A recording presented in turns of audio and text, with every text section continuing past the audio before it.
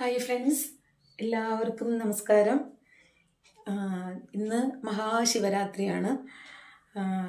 എൻ്റെ എല്ലാ ഫ്രണ്ട്സിനും, എന്നെ അറിയുന്നവർക്കും, എൻ്റെ ഫേസ്ബുക്ക് പോസ്റ്റുകൾ കണ്ട് കമൻറ്റും ലൈക്കും ഒക്കെ ചെയ്യുന്നവർക്കും ഒക്കെ മഹാശിവരാത്രിയുടെ ആശംസകൾ നേരുന്നു.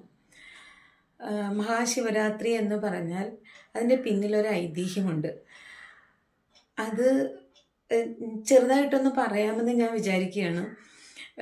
അതായത്, ഒരിക്കൽ ദുർവാസാവ് മഹർഷി, അദ്ദേഹം ഭയങ്കര കോപിഷ്ഠനാണ്, എപ്പോഴും പെട്ടെന്ന് ദേഷ്യം പിടിക്കുന്ന ഒരാളാണ്. ആ ദുർവാസാവ് മഹർഷി എന്ന് പറഞ്ഞാൽ നമ്മുടെ ഭഗവാൻ ശിവൻ്റെ ഒരു അംശവും കൂടിയാണെന്നാണ് പറയുന്നത്. ഭഗവാന്റെ ഒരു അംശവും കൂടി ഉള്ള ഒരാളാണ് ദുർവാസാവ് മഹർഷി എന്നാണ് പറയുന്നത്.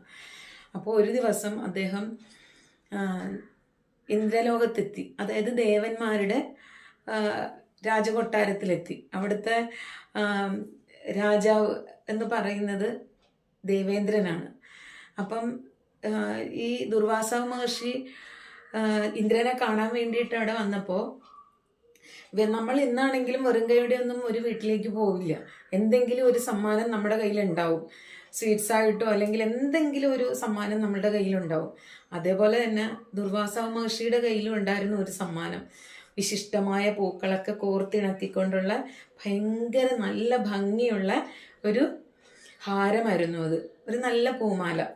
അത് അദ്ദേഹം എന്ത് ചെയ്തു എന്ന് വെച്ചാൽ ദേവേന്ദ്രന് സമ്മാനമായിട്ട് കൊടുത്തു. അപ്പോൾ ഈ സമ്മാനം കൊടുത്തപ്പോൾ ദേവേന്ദ്രൻ്റെ ഏറ്റവും പ്രിയപ്പെട്ട വാഹനമാണ് ഐരാവതം. അദ്ദേഹത്തിൻ്റെ വാഹനത്തിൻ്റെ പേരാണ് ഐരാവതം എന്ന് പറയുന്നത്.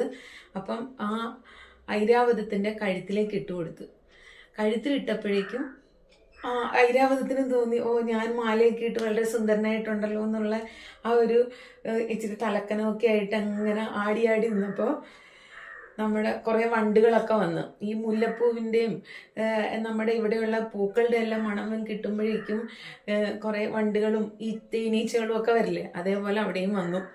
അവിടെ വന്നു പൂമാലയുടെ അടുത്ത് ആ പൂക്കൾക്കിടയിലൂടെ വണ്ടുകളൊക്കെ ഇങ്ങനെ മൂളി ശബ്ദം വെച്ചൊക്കെ നടന്നപ്പോൾ ഐരാവതത്തിന് ഇതൊട്ടും അങ്ങോട്ട് സൂചിച്ചില്ല.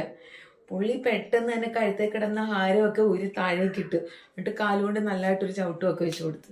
ഇത് കണ്ടപ്പോൾ ദുർവാസാവ് മഹർഷിക്ക് ഭയങ്കര ദേഷ്യമായി. എന്ന് വെച്ചാൽ അദ്ദേഹം വളരെ സന്തോഷത്തോടുകൂടി ദേവേന്ദ്രന് സമ്മാനിച്ചതായിരുന്നു ആ പൂമാല. അദ്ദേഹം അത്